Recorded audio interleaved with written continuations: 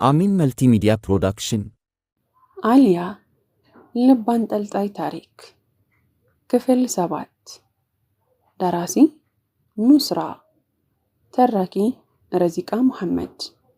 ለቻናላችን አዲስ ከሆናችሁ ላይክ፣ ሼር፣ ሰብስክራይብ በማድረግ ቤተሰቦቻችን እንድትሆኑ በታላቅ አክብሮት እንጋብዛችኋለን። በቃ ተይው፣ ሲትራ የለችም መሰለኝ። ስትመጣ ከስራ ቦታ ተደውሎልሽ ነበረ በያት ብሎኝ ስልኩን ጆሮዬ ላይ ዘጋው። ይበለኝ ስቀብጥ እንጂ አውቃለሁ ብዬ ብናገረው ኖሮ ይሄኔ ብዙ ነገር ስለሱና ስለ ሲትራ ይነግረኝ ነበረ ብዬ እየተቆጨው ወደ ቤት ደረስኩ። ቤት ስገባ ማንም ባይጦሩ ነው አሚርን። በእውነትም ይሄ ልጅ መብረር ይችላል። አንተ ቤት በኩል መጣህ ነው? ግር እያለኝ ጠየቅኩት።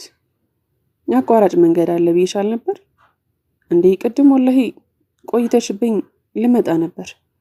ለመሆኑ የት ሄደሽ ነው እስካሁን ድረስ? ፊቱን እያኮሳተረ ጠየቀኝ። ኦኦቴ ገና ከሆኑ ሊቆጣጠረኝ አማረው እንዴ? የት ሄዳለሁ? እየመጣው ነዋ። ባይሆን የሰርጉን ቀን ወሰኑ እንዴ? አይ አይመስለኝም ብሎኝና አባዬ ወዳሉበት ክፍል ሄድን። ወደ ውስጥ ስንገባ አባዬም ኡሚም የሆነ ወረቀት ለየብቻ ይዘው ተመስጠው እየጻፉ ነበር። መሰረተ ትምህርት በየቤታችሁ ተማሩ የሚል አዋጅ ወጥቶ ነው እንዴ? አባዬ ኡሚ ምን እያደረጋችሁ ነው ብሎ አሚር ጠየቃቸው። እኔ ለሰርጋችሁ የሚጠራ ሰው እየጻፍኩ ነው አለ አባዬ አይኑን ከወረቀቱ ላይ ሳይነቅል። እሺ አንቺስ እማዬ? እየሳኩ ጠየቅኳት። እኔ ደግሞ የሚሰሩትን የምግብ አይነቶች እየጻፍኩ ነው። አንድ ነገር ልንገራችሁ፣ ሲጀመር እኔ ሰርግ አልፈልግም ብሩን እንጂ። ሲቀጥል ደህና ዘመድ እንዳለው ሰው የሚጠራ ሰው ምናምን አትበሉ። በተቸገረን ሰዓት ያልደረሱልን ሰዎች እንኳን ለሰርጊ ለለቅሶ የራሱ እንዲመጡ አልፈልግም አልኩ። ንዴቴ ፊቴ ላይ እየታየ። ይህንን ተናግሬ ራሴን ለማረጋጋት ወደ ውጭ ልወጣ መንገድ እንደጀመርኩኝ ሲትራ በኃይለኛው በር ወደ ውስጥ ገባች። ስለ ዙበይር ልታወራ ቢሆንስ? እንዳልመለስ ተናድጄ እንደመጣው ነው የሚያውቁት። ብመለስ ትዝብት ነው ትርፉ። ለወሬ ብላ ትቼ እንዳልሄድ የወሬ ነገር ሆነብኝ። ያለኝ አማራጭ ወደ ውጭ ወጥቼ በሩን ትንሽ ቅርብብ አድርጌ መስማት ነበር። ስለዚህ እንደዛው አደረግኩ። ግን ወፍ ምንም ጠብ የሚል ወሬ የለም። በቃ የመጨረሻ አማራጭ የሆነው ስልኬን ሪከርድ እንዲያደርግ አድርጌ ሳሎን ወስጄ ማስቀመጥ ነው። ኮስተር እንዳልኩኝ ወደ ሳሎን ገብቼ ስልኬን አስቀምጬ ወጣሁ። እፎይ ምን አይነት ወሬኛ ነኝ ግን ባይላ። መንግስት ራሱ ይህንን የወሬ ፍቅር ቢያይ አዲስ የወሬ ሚኒስተር የሚል ስልጣን ይሰጠኝ ነበር።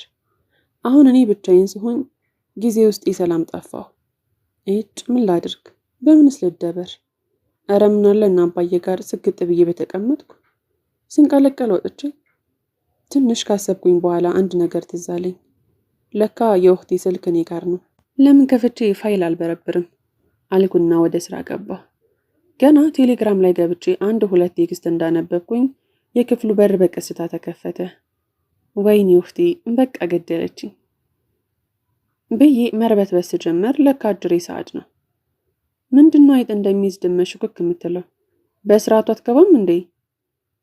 ላስደነግጥሽ እኮ ነው። ሐሳቡ ስላልተሳካ ብስጭት እያለ አረ ጭራሽ እኩያ ሆነን አይደል ብዬ ወደ ስራ የተመለስኩ። ብዙም ሳይቆይ ስልኩ ጠራ። ማን ነው? ሀቢቢ። ቆይ እሷ ጋር ከመደወል ውጭ ስራ የለውም እንዴ? ብዬ ጎሮሬን ከተራረኩኝ በኋላ ስልኩን አንስቼ ማናገር ጀመርኩ።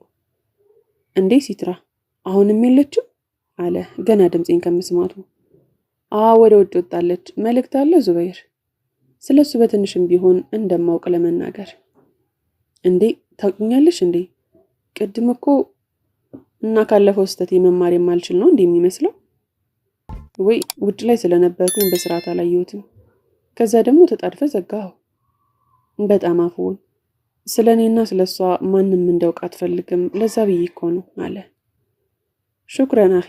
ታዲያ ከእቴ ጋር ምን ላይ ደርሳችኋል? ሱረቱል ከሃፍ አሪፍ ነዋ ብሎ ሳቅ። አረ ጭራሽ ሙድ እየያዘ ነው ይሄ ከንቱ። ቀልድ ነው። አይ ሲትራ ምን አይነት መንፈስ እንዳለባት እንጃ።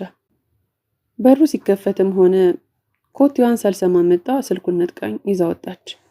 ቢያንስ እንኳን ሐሳቤን ብታስጨርሰኝ ምን ነበረበት? በቃ እንግዲህ ሳሎን ሄጄ ስልኬን ላምጣ ቢያንስ በሱ እንኳን እጽናናለሁ ብዬ ሲሄድ ሳድ በሚገባ ስራውን ሰርቷል። አረ ወይኔ ማበዴ ነው ዛሬስ። ይህ ሳድ የሚባል ልጅ ስልኬን አንስቶ ሪከርዱን አጥፍቶ፣ ግን አስቦበት አይደለም ሳያውቀው ነው። ብቻ እንደ ምርጥ ሰው ቁጭ ብሎ ቲክቶክ እያየ ነበር።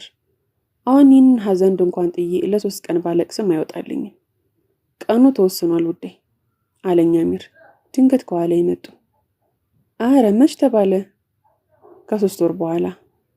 ወይ ለምን እንዲያራቁት? ወይኔ ያሉ ቅድም አኩርፈሽ ባትወጪ እንዴት ምርጥ የሆነ ወሬ አመለጠሽ መሰልሽ።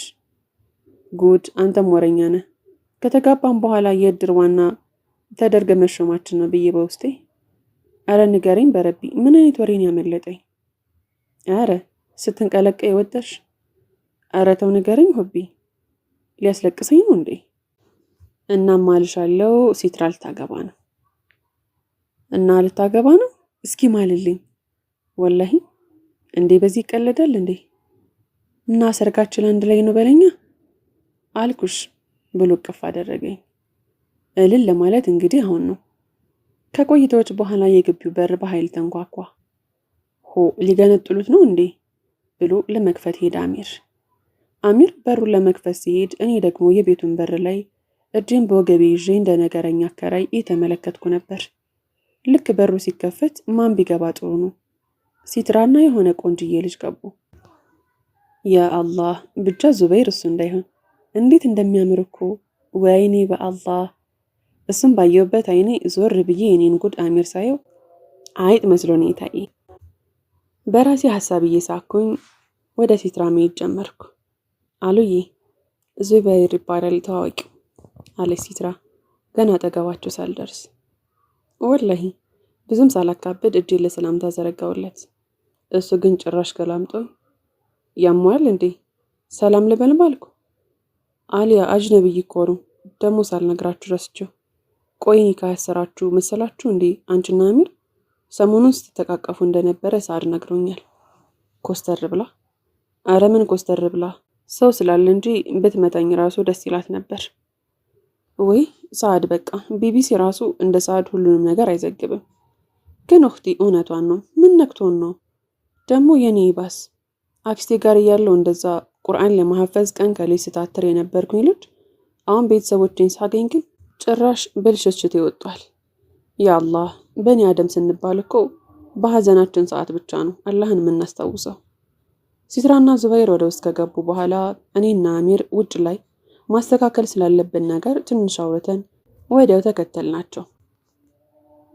የሚበላ ጸዲ ምግብ እንዲያቀርብ ሰው ጠየኳቸው። አይ ምንም አያስፈልግም ኮስተር እንዳለ መለሰ ዙበይር። ከደቂቃዎች ቆይታ በኋላ ኡሚና አባዬ መጡ።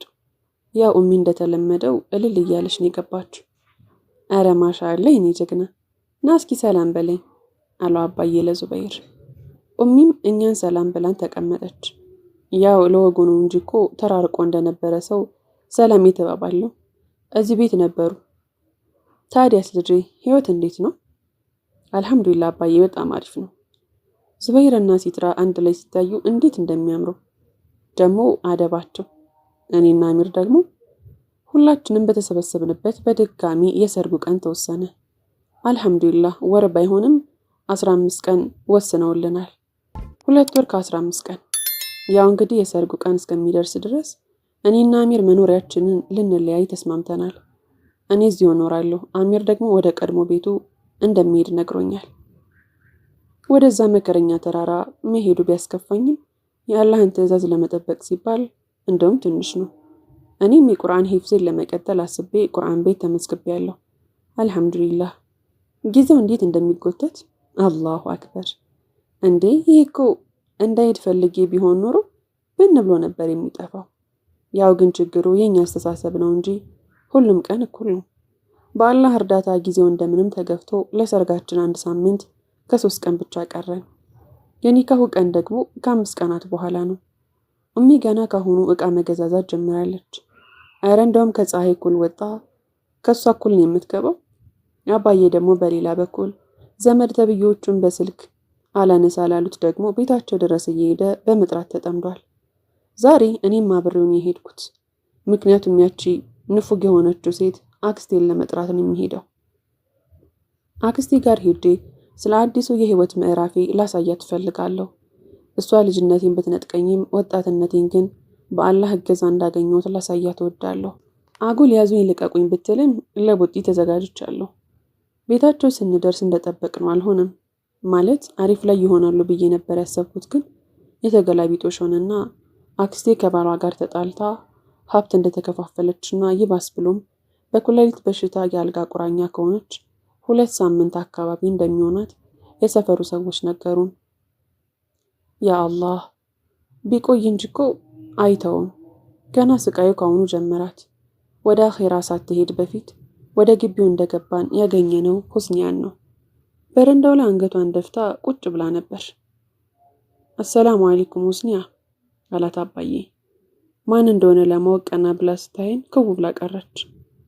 ምን ነው አልኳት፣ ረጅም ሰዓት ስታፈጥብን። አይ ምንም አሊያ አጎቴ ብላ ሰላም ልትለመጣች። እንደ ነገሩ ሰላም ብያት ወደ ውስጥ ልንገባ ስንል አስቆማኝ ስቅስቅ ብላ ማልቀስ ጀመረች።